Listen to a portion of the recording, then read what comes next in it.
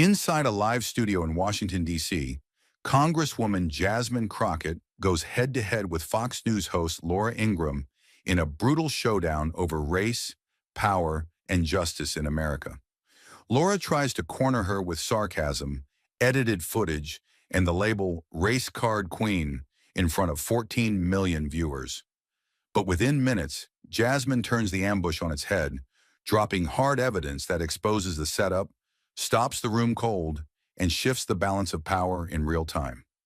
What happens when the woman they tried to silence becomes the one holding the mic?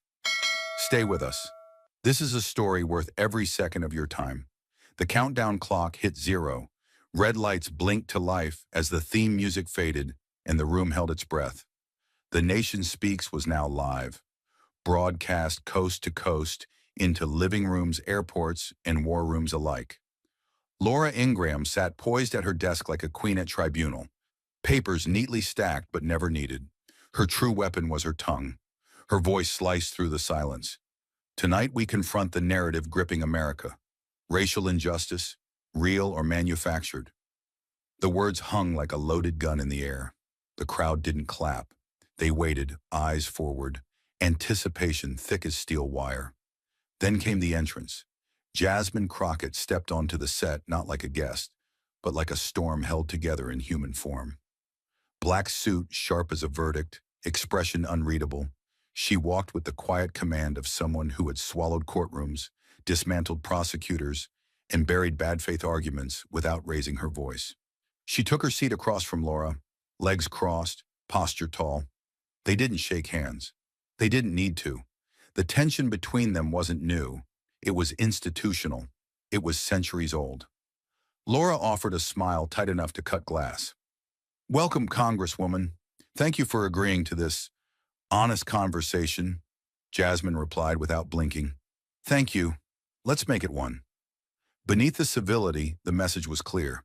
This wasn't dialogue. This was battle dressed in studio lighting, and both women had come armed. The tension didn't dissolve. It recalibrated, like the stillness right before a sniper exhales. Laura adjusted her posture, her face a mask of intellectual curiosity. But her eyes told a different story. Cold, calculating, and waiting for the first crack to appear. "Let's begin with something simple," she said. Her tone dipped in honey but structured like a trap. "We've heard a lot about systemic racism, about police bias. But here's a thought. What if in many of these tragic cases, the real issue isn't skin color, but behavior?" She let the words hang, carefully. Not too sharp, not too blunt, just plausible enough to sound fair to anyone who had never tasted fear during a traffic stop. Jasmine felt her heartbeat slow, not from calm, but from control. Controlled rage, controlled memory. She had heard this before, not from academics, not from leaders, but from juries that called fear a defense and skin a weapon. From men who pulled triggers faster when the suspect didn't look like their sons. From networks that showed mugshots instead of graduation photos. Her hands remained still on the table, but her spine straightened, her breath deepened. She knew what Laura was doing. This wasn't curiosity, it was code. A sanitized accusation masquerading as dialogue. The implication was brutal in its simplicity. If they hadn't moved wrong, they wouldn't be dead. That wasn't a question. It was a verdict, and it was already written. And now they expected her to debate it, like humanity was a matter of perspective. She didn't blink. Not because she wasn't stunned, because she had been here before. Dozens of times. Hundreds, maybe. In law school lecture halls where her lived experience was treated as a hypothetical. In courtrooms where her client's pain was reduced to paperwork. On Capitol Hill, where her voice had been drowned out by polished men who only respected numbers, not the people behind them. So she gave them numbers. Jasmine sat forward, her tone low and deliberate like a heartbeat under pressure. "If you're going to ask whether this is about race or behavior, then let's begin where truth lives. Statistics." She paused only a moment, letting the shift settle in the air. The shift from being cornered to reclaiming command. "Black Americans make up 13% of this country's population," she began, her voice steady. And yet they account for nearly 28% of those fatally shot by police. And before anyone says more crime equals more force, let's go deeper. Laura leaned back slightly, eyes narrowing, not because she was surprised, but because the tempo had changed, and she could feel it. Jasmine wasn't playing defense. She was building a case. Black drivers, Jasmine continued, are almost twice as likely to be pulled over by police compared to white drivers, and significantly less likely to be told why they were stopped. And when pulled over, were more likely to be searched. But here's the twist. Those searches, they're less likely to yield contraband than searches of white drivers. A ripple moved through the audience, subtle but undeniable, like oxygen catching fire in a sealed room. Jasmine didn't break stride. She never raised her voice, but every word struck like it had weight. Black children make up 15% of public school students, yet represent 31% of those referred to law enforcement. The school-to-prison pipeline isn't a theory, it's an infrastructure.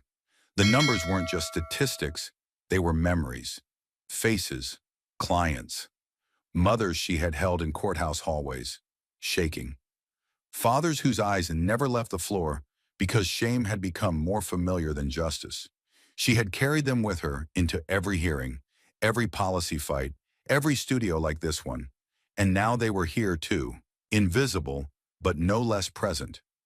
She looked directly at Laura, her tone sharpening like the edge of a blade not swung in anger, but in necessity.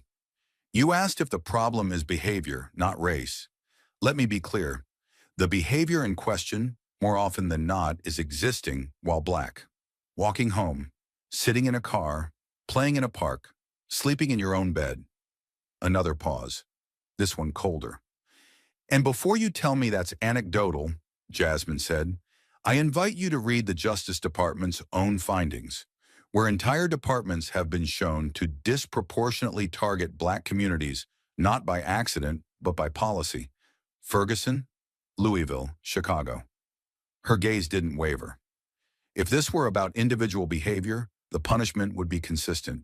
But it's not. It's selective, predictable, patterned. And patterns don't lie. People do. The audience was no longer merely watching. They were inside the moment.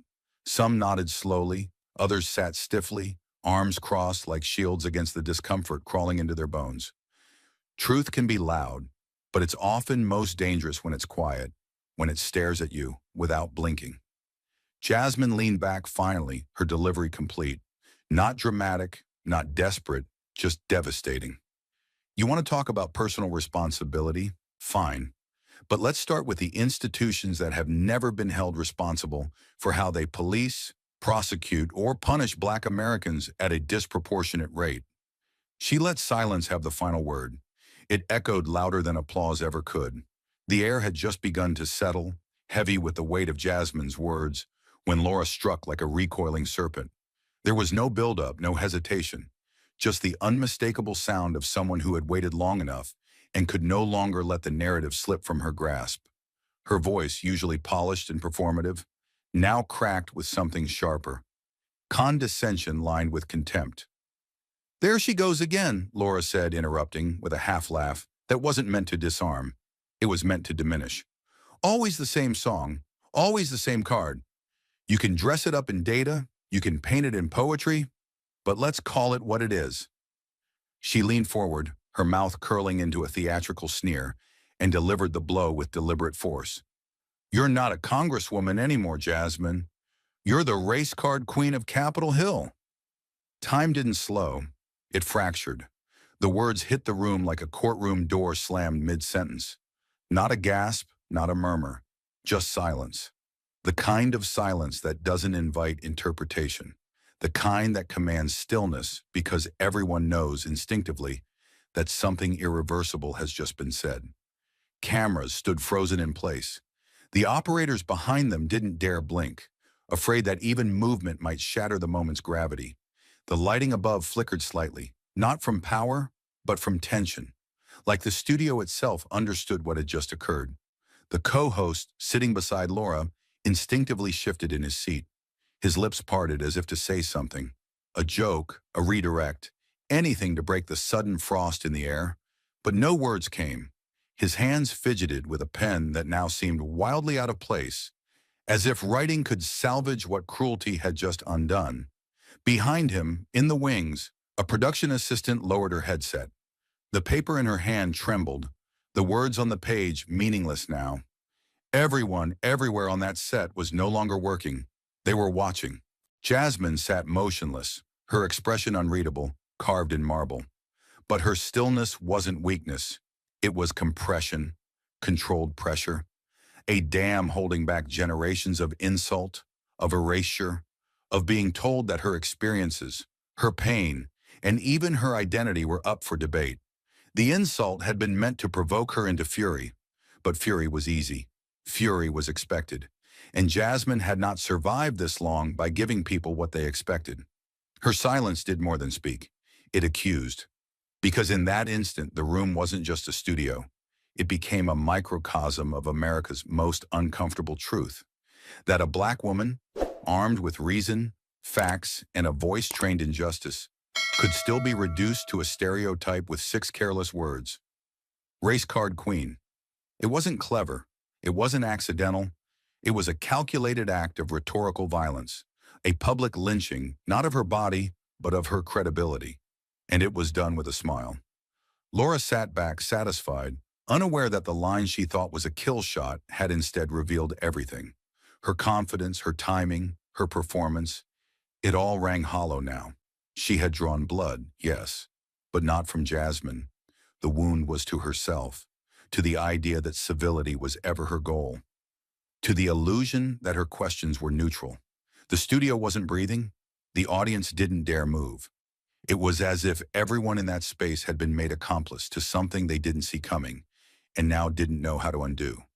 The insult had landed like a bullet coated in silk, sharp, fatal, and dressed in performance. But Jasmine didn't move. Not a flicker, not a breath.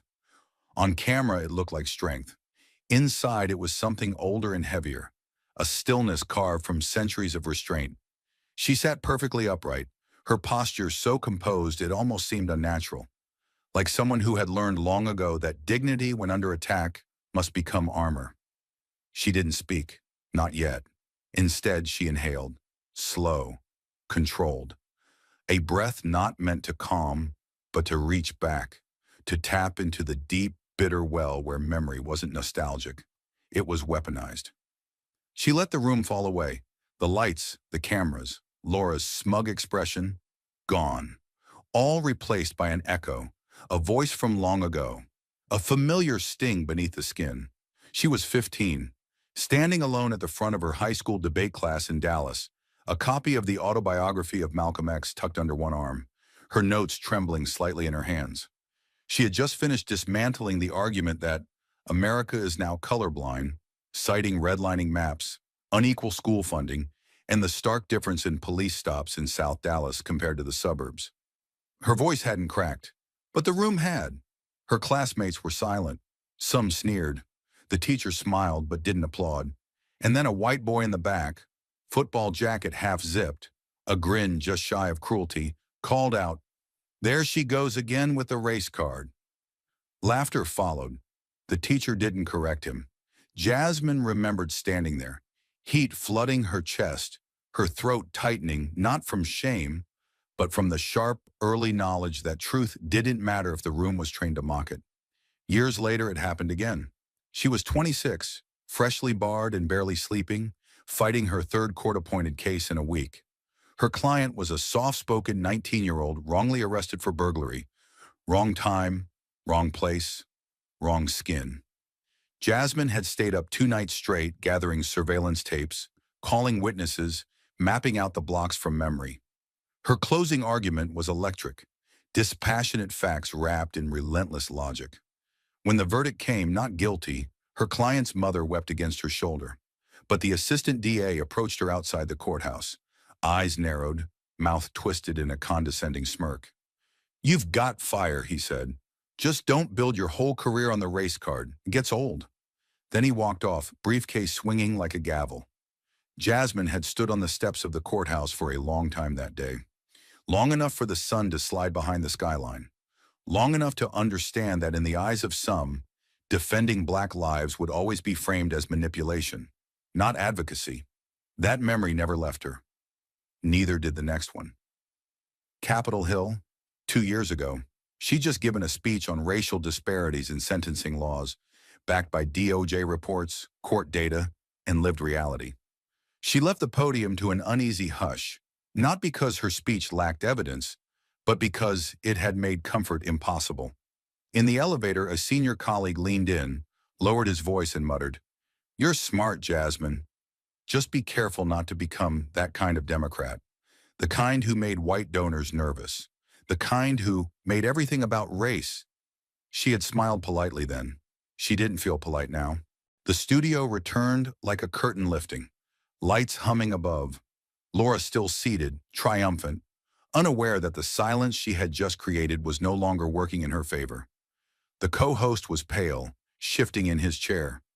The studio audience was frozen, eyes fixed on Jasmine, waiting for fury, for collapse, for words. But Jasmine gave them none of that, not at first. When she finally spoke, it was like steel being unsheathed in a room that had mistaken her for unarmed.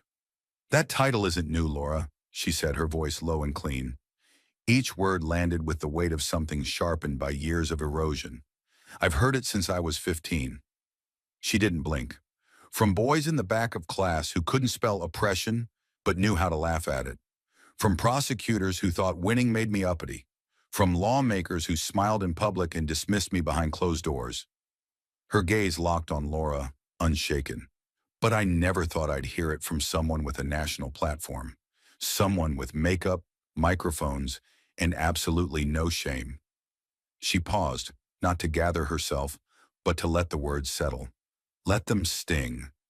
"You call it a card like it's a trick, but what I speak about, what I live through, is not a tactic. It's reality, documented, measured, buried in reports no one reads until someone dies on camera." Another pause. "I don't pull race," she said slowly. "I carry it every day, in every room, in every courtroom where my client is presumed guilty before opening his mouth, in every committee where my voice gets drowned under layers of civility, and now, apparently, even in studios like this, where truth is treated like noise." She leaned back slightly, but her tone never softened. "If telling that truth makes me the race card queen, then so be it. I'd rather wear that crown than sit quietly while people like you pretend the house isn't still on fire." The final sentence didn't echo. It settled, like smoke, and no one in that studio, on camera or off, could breathe quite the same way again. The room had barely begun to recover from the tension Jasmine's words had carved into the air, when Laura leaned forward with a calculated ease, her smile returning. Not the kind that reflected warmth, but the practiced kind a litigator wears when the jury starts to slip. She adjusted the stack of cue cards beside her, more for effect than necessity, then crossed one leg over the other, radiating poise as she readied her next strike. But this time, it wouldn't come in the form of open insult. It would be subtler, more surgical, because Laura wasn't just playing for dominance now. She was playing for optics. "You know," she began, with that syrupy drawl she reserved for moments she wanted to sound harmless. "I've been watching your interviews, listening to your speeches, and Jasmine, you're very good. You've got a gift." She tilted her head just slightly, smile widening. "But here's the thing. You make everything about race. If a police officer sneezes too hard in the wrong direction, you say it's racism." The words landed with an oily slickness, meant to sound humorous. But there was no laughter, just the low vibration of discomfort passing through the room like static. Laura wasn't rattled. She didn't need approval. She needed distraction, a pivot, an emotional misfire that would tilt Jasmine off balance and recast her as what Laura had been trying to sell all along. Not a truth teller, but a dramatist. A woman who wielded race not as reality, but as theater. Laura leaned back in her chair and gave a cue to the control booth, snapping her fingers without looking. "Roll the clip," she said with all the casual menace of someone ordering a hit in broad daylight. The studio lights dimmed slightly as the massive screen behind them came to life. The sound clicked on with surgical timing, and suddenly Jasmine's voice filled the studio, but not as herself, as a fragment, a caricature. The footage was from a judiciary hearing 2 years prior. Jasmine had been questioning a district attorney involved in a highly publicized arrest of 3 black teenagers. In the original hearing, she had methodically laid out disparities in charging decisions, cited internal documents, and pointed to systemic flaws in pretrial detention policies. But that's not what this clip showed. This clip was cropped at the top and bottom, stripped of timestamps and committee watermarks. It began midway through a sentence, with Jasmine's voice sharp, intense. "So you're telling me you can't see the racial bias?" Then it jumped, cutting to another line from minutes later. "This is what happens when white prosecutors think they're untouchable." Then another jump, her voice raised, frustration visible. "This is what black mothers are terrified of." The edits were clean, the jumps seamless. To the uninformed eye, it looked like a meltdown, a soundbite stitched together to look like fury without context, a rant. Laura turned to face the audience, her voice dropping into a performance of disappointment. "There it is," she said, as if unveiling proof in a court case. "Accusations of racism before the arrest report was even read. This is what we've come to. We don't need trials anymore. Just outrage and a camera."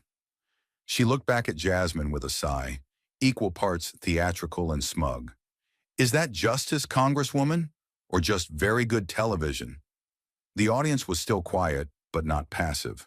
They were processing. A few exchanged uncertain glances. A man in the third row rubbed his temples. A woman near the back folded her arms, squinting at the screen as if trying to stitch the footage back into its original form in her mind. They weren't sure what they had seen, but Laura knew that uncertainty was enough. She wasn't trying to prove Jasmine was dishonest. She only needed to suggest the possibility. She leaned forward again, pressing the advantage. "This is what you do," Laura said, her voice gaining volume, sharpening into something colder. "You inflate, you exaggerate. You take a spark of tension and pour gasoline on it until the whole nation's on fire. You don't debate, you accuse. You don't analyze, you dramatize. And the moment anyone disagrees with you," she raised her hands mockingly, "racism, always racism, always the race card." The words felt rehearsed because they were. She had built this strategy from the ground up, knowing that facts could be buried under spectacle. That evidence could be drowned out by a well-timed video and a smug line of sarcasm. She wasn't just challenging Jasmine's ideas. She was attacking her credibility, brick by brick. She was constructing a version of Jasmine the country would distrust. Too emotional, too aggressive, too ready to cry foul. But it wasn't just a tactic. It was a trap, one carefully laid. One Jasmine had seen before. The injustice wasn't just in the manipulation, it was in the ease with which it was delivered. Laura didn't flinch when she used doctored clips to discredit real suffering. She didn't blink as she painted a sitting congresswoman, a civil rights lawyer, as little more than a reactive figure screaming racism for applause. She weaponized Jasmine's passion, twisted it into noise, and dared her to react, to snap, to interrupt, to fit the mold she'd just drawn. Jasmine didn't move. She'd seen this game before, on courtroom steps, in Senate chambers, in city council meetings where white men with thin smiles spoke in codes and performed respect while erasing everything she stood for. The pressure now wasn't about defending truth. It was about surviving the performance of the lie. And Jasmine was not about to give them the show they wanted. Not yet. She stood still in the eye of the storm, watching as the room settled into an uneasy quiet after Laura's final volley. But Jasmine knew better than to respond with fire. Not yet. That's what they wanted. Rage could be edited. Emotion could be twisted. No, this wasn't the moment for anger. This was the moment for exposure. And she was holding the match. Without breaking eye contact, she reached for the small black remote resting beside her legal file. Unassuming, ordinary, but the way she lifted it, with deliberate slowness, transformed it into a scalpel. "You've played your clip, Laura," she said, her voice calm but laced with steel. "Now let me show you what real evidence looks like." The screen behind them came to life. The studio darkened, not for drama, but out of necessity, the room itself adjusting to the weight of what was coming. It began with dash cam footage, shaky, raw, unedited. The timestamp revealed it was from 3 months ago. A dimly lit suburban street. 2 patrol cars parked diagonally, their floodlights casting harsh beams across the windshield of a silver sedan. A man stood outside the car. Black, mid-30s, collared shirt, slacks, unarmed. His hands were raised but not flailing. Just raised, palms up, steady. A child, maybe 8 years old, sat in the back seat, visible only by the dim interior light. The father was speaking calmly. "My son is in the car," he said. "He's scared. Please, I'm complying." Then came the voices, 2 officers shouting conflicting commands. "Step back. Don't move. Hands on your head." The man tried to follow both at once, an impossible task, and within seconds they rushed him. One grabbed his wrist, the other forced him down onto the hood. The child began screaming, a single long wail that didn't stop. And as they handcuffed the man, face pressed to the metal, his voice rose above it all. "I don't want my son growing up in this country." Jasmine let the video run a second longer than most networks would dare.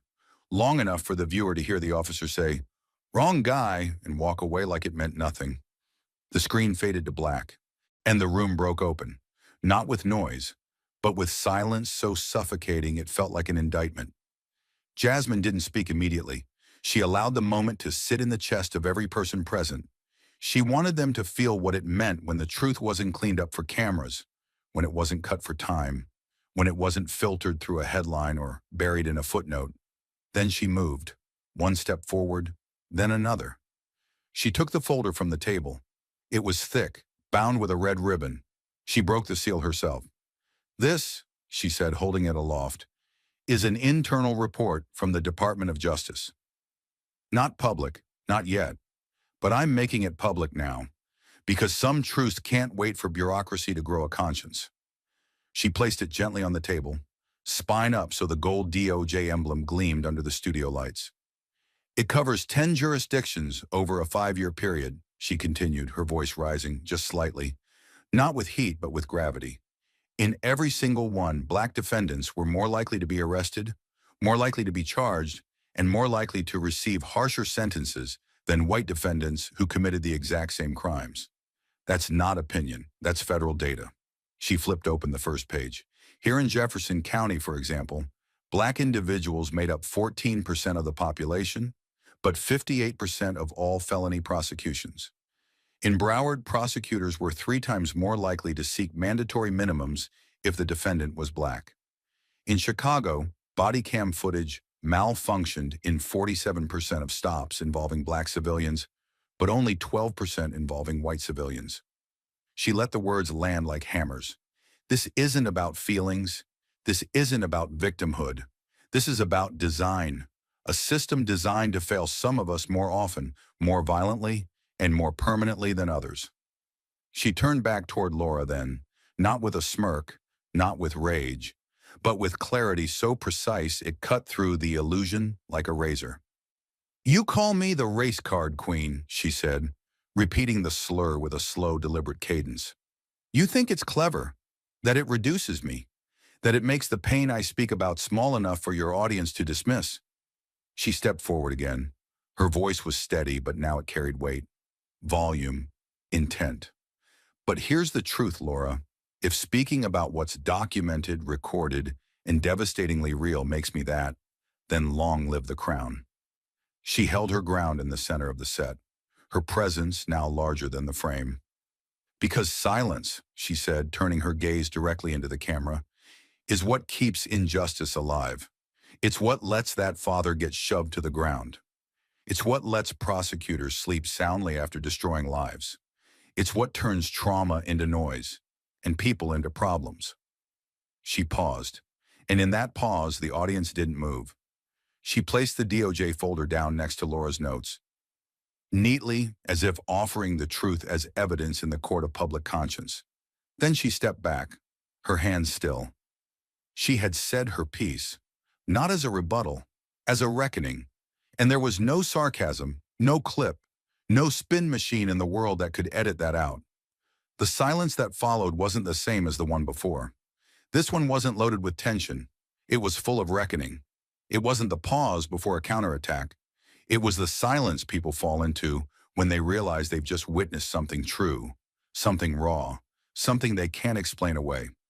It was the hush that follows a verdict or a funeral. A stillness so total it didn't feel like a break in the broadcast. It felt like the room itself was praying. And then it came, small at first, the sound of two hands clapping, software tentative, but unmistakable. A second pair followed, then a third. And just like that, scattered applause began to ripple through the studio like the first drops of rain before a storm. Not thunderous, not performative, just real. It wasn't the applause of entertainment. It was the applause of recognition, of people who had come expecting a debate and instead found themselves facing something too human to argue with. Near the third row, a woman in her early 50s, a schoolteacher from Virginia who had brought her niece to the taping, slowly lowered her hands from her lap and began to clap, her eyes still fixed on the blank screen where the footage had been moments ago. She didn't smile. She didn't nod. She just clapped, tears caught in the corners of her lashes, breathing through a throat she hadn't realized had tightened until just now. A man on the far right, dressed in a gray suit with a veteran's lapel pin, didn't clap. But he sat back in his chair, exhaled slowly, and closed his eyes for a beat longer than a blink. His jaw, which had been clenched for most of the segment, finally released. In the front row, a young black boy, maybe 11, reached for his mother's hand and whispered something. She squeezed his fingers, her other hand swiping away a tear that trailed silently down her cheek. And in the very back, a woman in a navy pantsuit, the executive producer of the program, stood behind the control booth, watching everything. She didn't give any direction, didn't signal for a break. She just stared, lips slightly parted, as if Jasmine's words had reached past her headset and straight into something no rating system could measure. Still, no one interrupted. No technician spoke in Jasmine's earpiece. No floor manager gestured for her to wrap up. No producer whispered into Laura's IFB. Because in that moment, everyone in that room, crew, staff, audience, even Laura, understood a singular truth. The story had changed hands. Jasmine hadn't just delivered a speech. She had rewritten the script. And now the studio didn't belong to the network. It belonged to her. She stood still, not to prolong the applause, but to honor it, because she knew that kind of silence-turned recognition didn't come often and never came easily. She didn't look smug. She didn't preen. She didn't bask. She just stood in it like someone who had survived a war with her integrity intact and her voice sharper than ever. When she finally moved, it was only to place the DOJ report back onto the table.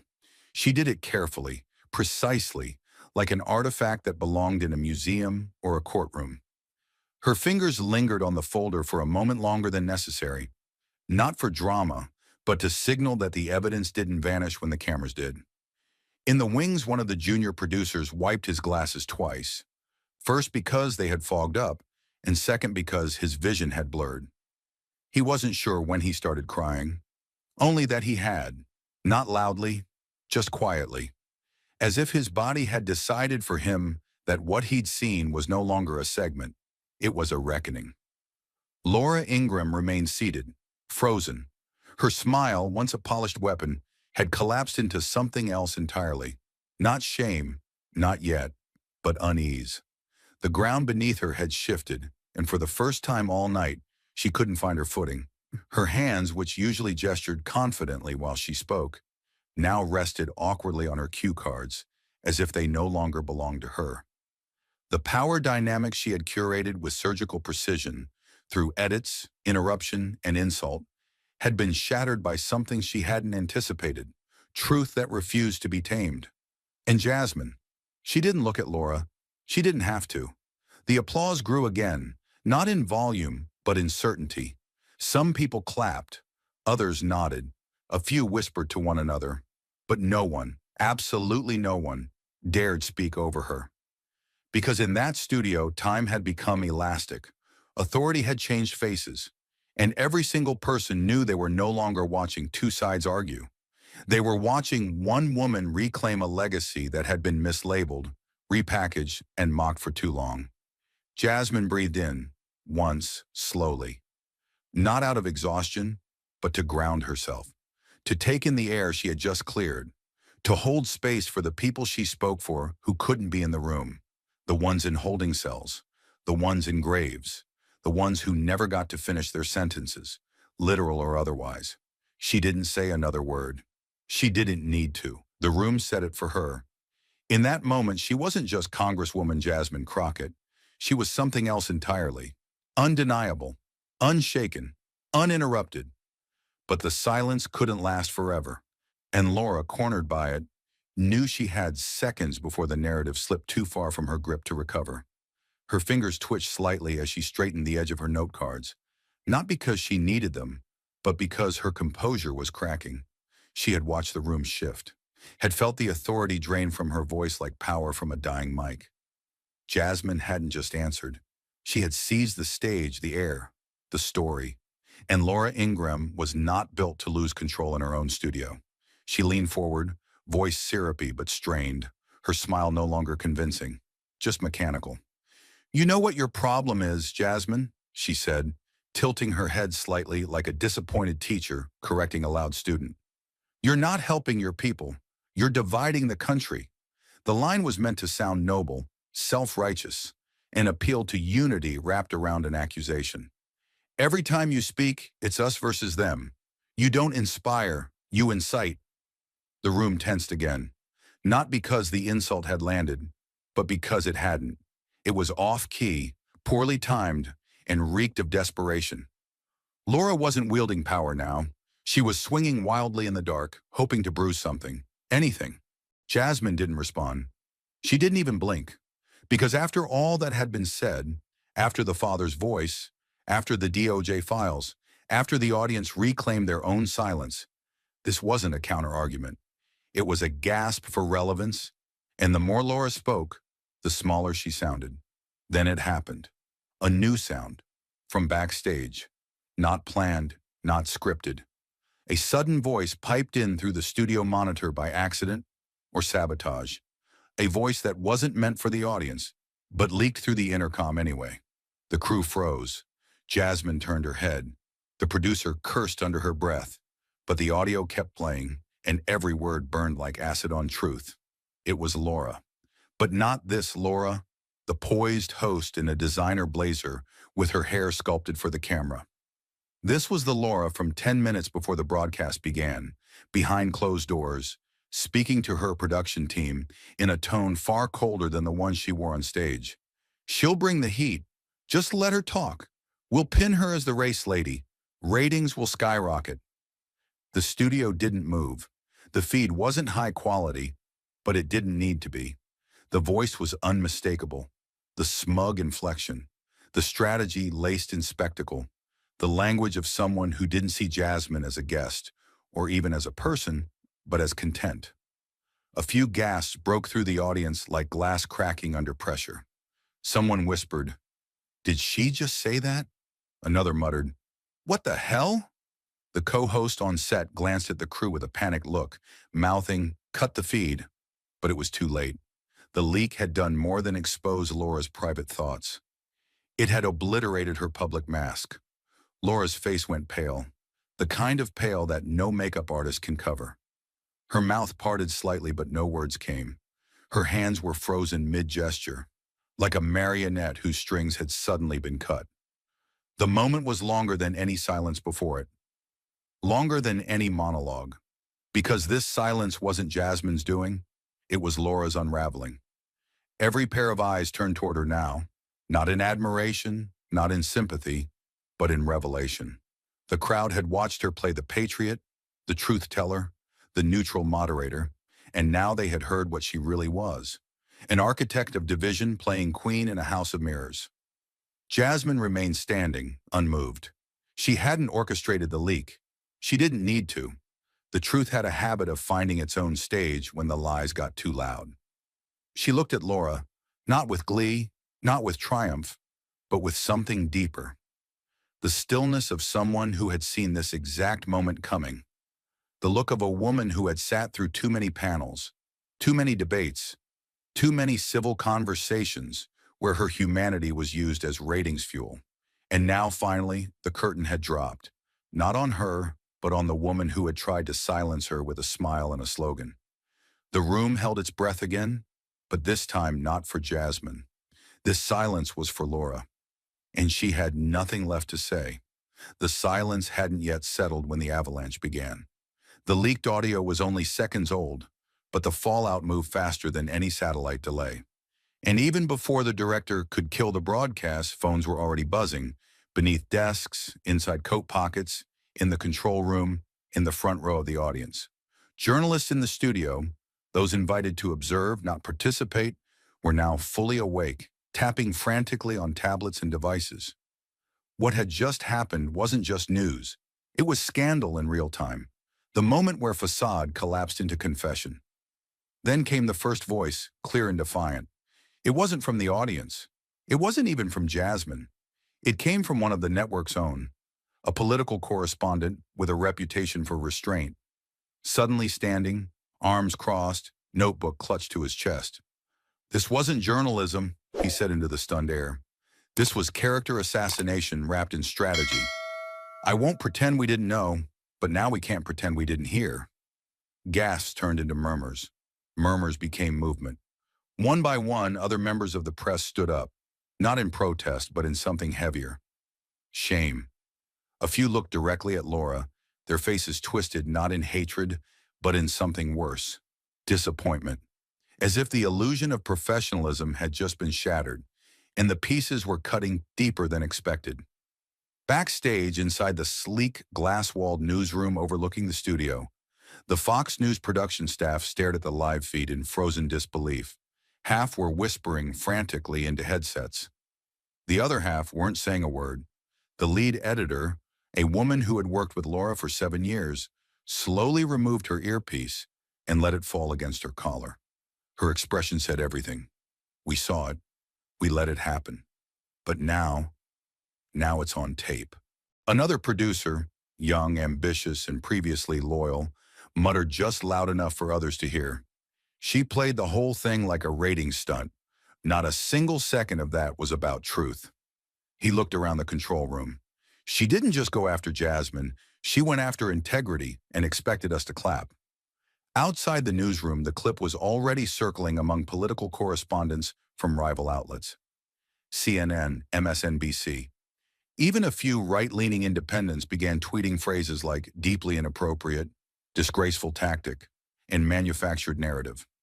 One editor from Politico wrote in all caps, "This is a bomb," and another from The Hill quote tweeted the leaked video with a single line. "This isn't commentary. This is sabotage." What stunned them most wasn't just the content of the audio, but its cold calculation. "Let's pin her as the race lady. Ratings will skyrocket." It wasn't a slip of the tongue. It was a business plan spoken aloud, a blueprint for how to weaponize identity, bury empathy, and broadcast it all with a smile under studio lights. And it wasn't just outsiders calling it out. One of Fox's own national correspondents, off-air but very much online, tweeted within minutes, "I work here. I've been proud of some of what we've done, but this was an ambush. Crockett deserved honesty, not exploitation." Inside the studio, the ripple effect was almost physical. The air grew heavier. The boundaries between the show and the fallout blurred. A camera operator turned off his light early. The co-host looked like he'd swallowed glass. Even the interns, usually invisible shadows in black polos, stood in the back of the room, wide-eyed and silent, as if watching something historic collapse in front of them. Laura, still in her seat, felt it all closing in. Her shoulders were squared, her expression frozen in a tight approximation of control. But behind her eyes, the panic was unmistakable. She had built her brand on command, precision, and the illusion of moral certainty. But now her own voice had betrayed her. More damning than any critic, more undeniable than any rebuttal. She had said it. She had meant it. And now the world knew. And Jasmine? She hadn't moved, not one step, not one syllable. Her silence was no longer a pause. It was possession. She didn't need to respond. She didn't need to smirk or speak or point to the screen. Because the truth had done what it always does when left unfiltered. It took the room back. The injustice she had faced. Being talked over, edited, baited, labeled. was now fully visible to everyone watching. She had survived not just the attack, but the setup. And now the trap lay exposed, with its builder still sitting inside it. In a media world where spin reigned supreme, something had broken through. Undeniable intent. And it wasn't Jasmine who had revealed it. It was Laura's own ambition. And now even her allies couldn't look away. The damage had been done, but the wound had not yet closed. The studio still crackled with the raw aftermath of exposure. Laura's mask lay in digital ruins, her voice weaponized against herself. Fox producers whispered behind glass like medics after a failed operation. No cue cards, no scripts. Just the hollow sound of a set that no longer obeyed its architect. And in the middle of it all, unshaken, unbent, stood Jasmine Crockett. She hadn't moved since the leak. She didn't need to. Her power no longer came from posture or tone, but from something deeper, undeniable moral gravity. The audience had long stopped seeing her as a politician. In their eyes now, she was something more elemental, the witness, the wound, and the reckoning. Laura tried, just once, to clear her throat, perhaps to regain composure, to claw back control, to say something clever. But the sound barely registered, drowned beneath the weight of what had already been said. There are moments where silence becomes a verdict, and Laura had just received hers. Jasmine slowly turned toward the camera. It was the only motion in the room. Even the lights seemed to still for her. Even the air itself held back. She didn't raise her voice. She didn't change her cadence. But she spoke like someone addressing not just a studio, but a nation, a memory, a buried truth clawing its way back into the light. "If fighting for equality makes me the race card queen," she said, each word a nail in the coffin of the false narrative built around her, "then every silent mother, every silenced child, and every buried body under injustice should be part of my royal court." The line didn't shout. It resonated. It wasn't a clapback. It was a eulogy. Not just for those lost in traffic stops and courtrooms, but for every time a voice like hers had been dismissed, mocked, or twisted into threat. For a second, just one, no one moved, not even to breathe. It was as if the entire room had been turned into a still image. Then a beat later, it began. The applause hit like a shockwave. Not scattered this time, not cautious. It erupted, raw, thunderous, involuntary. Hands slapped together not for performance, but because the body had to do something. People stood without realizing they'd risen. Some shouted, some sobbed. Others just clapped and clapped and clapped, as if the sound could carry Jasmine's words beyond the ceiling, beyond the network, beyond the camera, and into the places justice hadn't yet reached. One woman in the front row dropped her phone as she stood. A man near the back, who hadn't applauded once the entire night, now had tears streaming down his cheeks. A student in the third row clutched her chest, whispering, "Say it again, say it again," though the words had already scorched themselves into the air.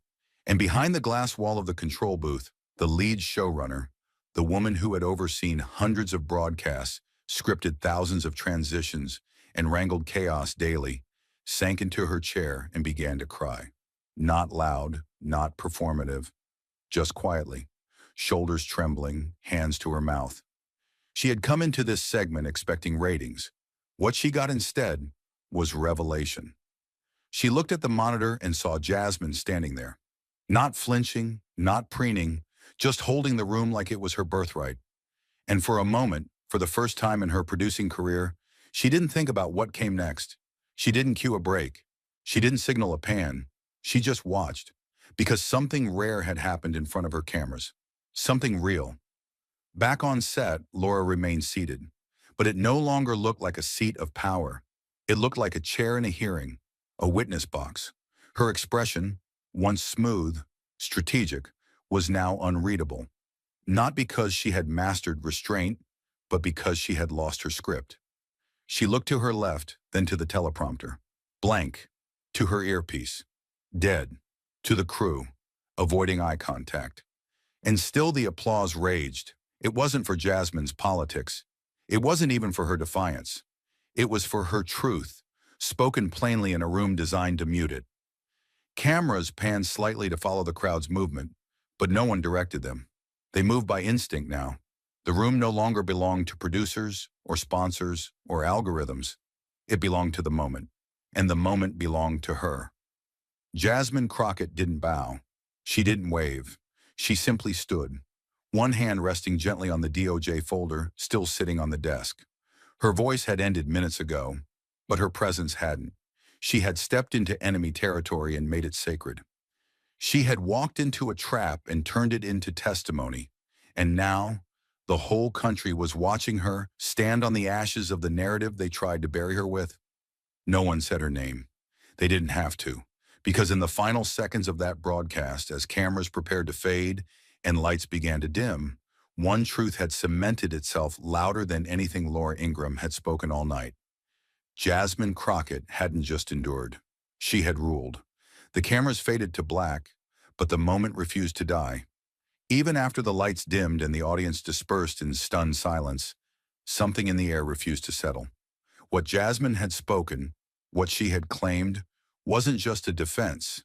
It was a declaration. And declarations, when delivered in the right voice, have a way of echoing far beyond the room in which they are spoken. By morning, she was everywhere. Clips from the final 2 minutes of the broadcast exploded across social media, not with outrage, but with awe. Her final words, delivered with ice and fire in equal measure, now looped endlessly with the kind of reverence usually reserved for prophets or revolutionaries. If fighting for equality makes me the race card queen, people didn't just quote it. They branded it, wore it, graffitied it on the walls of cities still aching from buried names.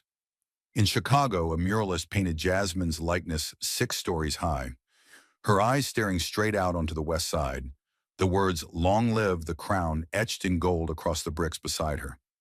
In Brooklyn, a vendor on Fulton Street sold black hoodies stamped with her silhouette and the title that was meant to bury her: Race Card Queen. The font was jagged, almost violent, but under it sat a single line of quiet rebellion. Silence is what keeps injustice alive. At UC Berkeley, a packed auditorium fell silent as Jasmine entered, not because of fame, but because of gravity. She walked onto the stage not like a politician, but like someone who had just survived a battle and emerged without a single word to apologize for. Students rose instinctively. Professors wept. And when she spoke, she didn't recount the interview. She dissected it. She turned the night's anatomy into curriculum. "What you saw on that stage," she said, "wasn't an argument, it was extraction. Extraction of dignity, extraction of narrative. And I answered not just for myself, but for every mother still waiting for the apology this system has no language for." At Howard University, her name became a chant before her feet even touched the podium.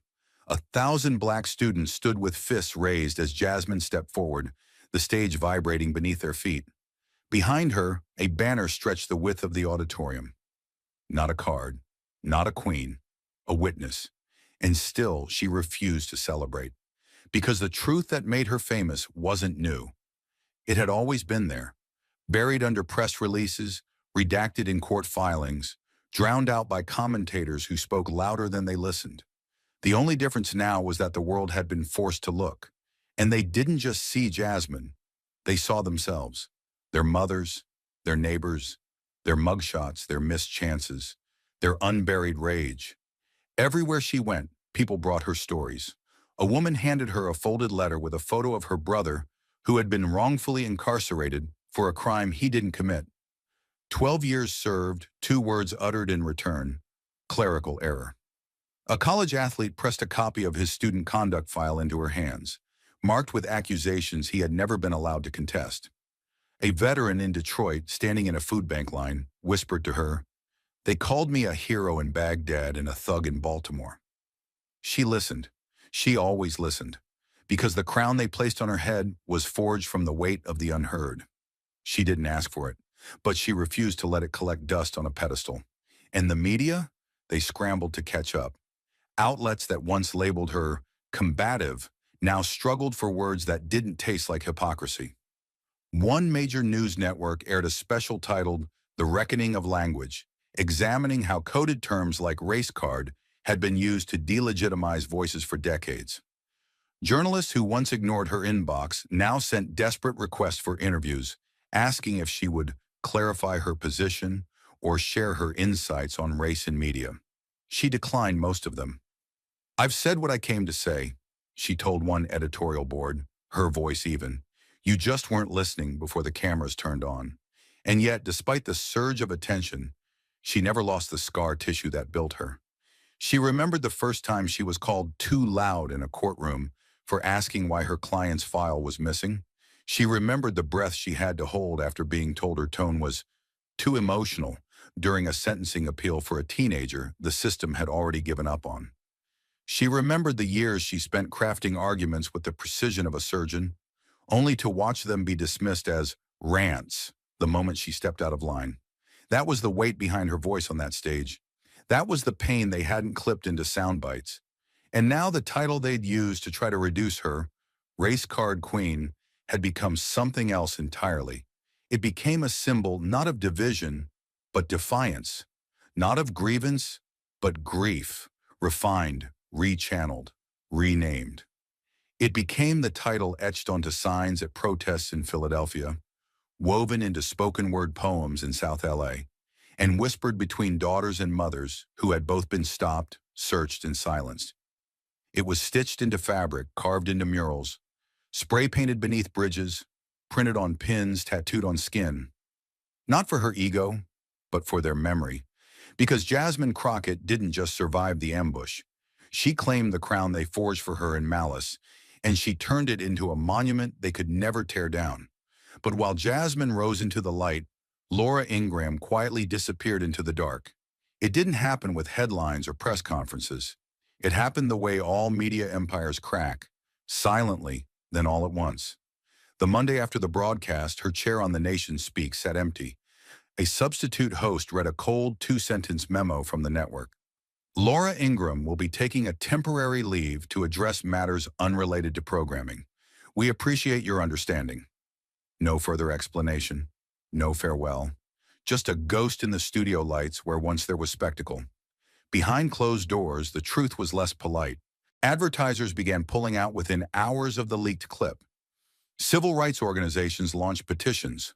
A group of former producers, some from her own team, submitted an open letter to the network's legal counsel alleging chronic editorial manipulation, racial provocation for ratings, and pattern-based disinformation. And in internal meetings, Fox News executives didn't ask if Laura should step away. They debated how long she could disappear before public memory cooled. They underestimated how far the fire had already spread. The clip, just 13 seconds long, had become the most replayed media leak of the year. It was analyzed on podcasts, played in classrooms, cited in op-eds, dissected in documentaries. It wasn't just that Laura had weaponized race for entertainment, it was that she had bragged about it. On tape, smirking, strategic, unapologetic. For years, she had danced the edge of outrage and plausible deniability. This time, she fell in. And as she vanished from airwaves, replaced by forgettable substitutes and reruns, something strange happened to the very words she once used as a weapon. Race Card Queen. The phrase, born as mockery, had survived its assassin. It no longer evokes sarcasm. It invokes strength. And not the soft, sanitized kind that dies in slogans. The hard kind. The kind etched into scars. The kind that rises from humiliation and dares to speak louder. Street vendors across cities began selling minimalist shirts. Just black cotton, white print, RCQ. No explanation. No branding. Just 3 letters that now carried the weight of defiance. Graffiti artists began tagging alleyways and courthouse steps with gold crowns spray-painted beside silhouettes of Jasmine's final stare into the camera. One printmaking collective in Atlanta even launched a series of protest art titled Card Carriers, featuring the faces of activists, victims, and mothers who had buried sons, each wearing a subtle, shining crown. University students began forming panels around the phrase. What began as a televised insult was now a framework, a cultural lens through which to examine the historical silencing of Black resistance. Professors cited it alongside Kimberly Crenshaw. Artists incorporated it into spoken word. High school girls wore it like armor in classrooms where they were told they were too loud for daring to correct a teacher on American history. And still, Laura remained off screen. The woman who once dictated national conversation, who choreographed talking points like combat, now existed only in silence. Her name, when spoken, arrived with a question mark, not a period. Where had she gone? Would she return? Did she regret it? But regret isn't measured by retraction. It's measured by what refuses to die. And Race Card Queen refused, because what Laura intended as a death sentence had become a resurrection. She tried to brand Jasmine with shame, and instead etched her into legend. She tried to fracture her audience with sarcasm, and instead gave them a banner. She tried to manufacture spectacle, and instead exposed herself as its engineer. And Jasmine, she never once spoke Laura's name again, because the insult no longer needed dismantling. It had already been reborn. What once dripped with venom now gleamed with resilience. What once threatened to bury now refused to bow. And in the echo of the studio that night, in the silence that swallowed Laura's final words, the world learned something it couldn't unlearn. Truth once spoken in fire cannot be boiled down to a soundbite, and a crown once claimed in the name of justice can never be taken back. And as the noise faded, as the headlines dimmed and the cameras turned elsewhere, what remained was not scandal, but revelation. What stayed behind wasn't the sound of applause or the fall of a pundit. It was the stillness that comes when a society has been forced to confront its own reflection and dares not look away. The human lesson in Jasmine Crockett's story was never just about winning a debate or reclaiming an insult. It was about survival, with soul intact. It was about the cost of speaking truth in rooms built to mute it, about the courage it takes to stay calm when they call you chaos, to stay kind when they paint you as threat. It was about a world so addicted to performance that it forgot the price of erasure. And Jasmine? She stood in the crosshairs and proved that dignity, when anchored in justice, is not fragile. It is immovable. She taught the country that words designed to humiliate can be reforged into shields. That identity isn't a weakness to escape, but a truth to defend. That when power tries to shrink you, you answer not with apology, but with clarity. And that silence, so often sold as civility, is not neutral. It is complicit. What she faced wasn't just personal, it was historical. A lineage of women who were too loud, too black, too brave. And she didn't run from that legacy. She stepped into it. Because the lesson was never about her alone.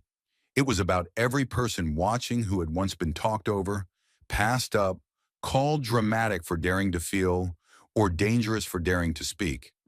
It was about showing the world that the most powerful act of resistance isn't rage, it's truth spoken calmly into the fire.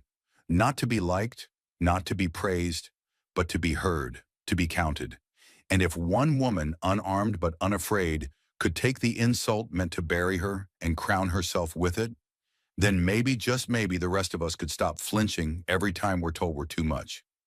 Maybe we could stop editing ourselves for comfort that was never ours to begin with. Maybe the greatest rebellion isn't the roar, it's the refusal to whisper.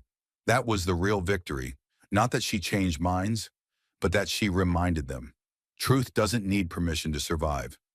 Thank you for watching until this moment and for standing with us on this journey for justice. Your support means everything. Like, subscribe, and turn on notifications so you never miss what's next. And we'd love to hear your thoughts. Leave a comment below and let us know what moved you most in this story. Together, our voices make a difference.